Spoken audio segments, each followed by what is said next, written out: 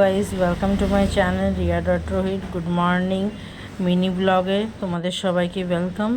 Day 4 আজকে এটা mini ব্লগের পার্ট 2। দেখে না, আমি বার্নপুর স্টেশনে চলে এসেছি র্যাপিডো করে, বসে রয়েছি। এবারে ট্রেনের ওয়েট করছি, ট্রেন এখন অব্দি আসেনি। আজ মর্নিংয়ে ট্রেনটা একদম রাইট ছিল। তো চলো দেখো, ট্রেনেও আমি চেপে পড়েছি।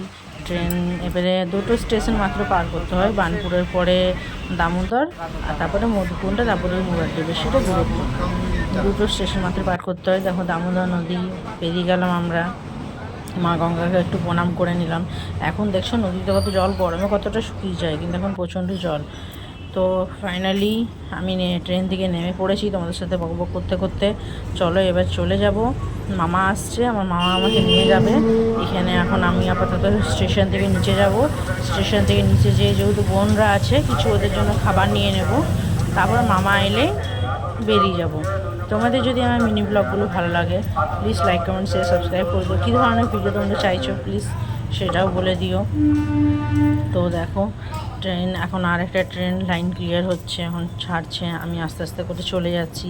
প্রথমে মামা বলেছিল আসতে পারবে না, তাই বলে আমি হেঁটে হেঁটে যাচ্ছিলাম। পরে করে মামা ফোন করে বললো যে না, আসতে পারবে। তো তাই জন্য আমি আবার ওয়েট করে যাব যে মামা আসবে। একটা ভিডিও তো পুরোটা দেওয়া যাবে না, তোমরা পার্ট 3ও পেয়ে যাবে। টাটা, দেখতে থাকো।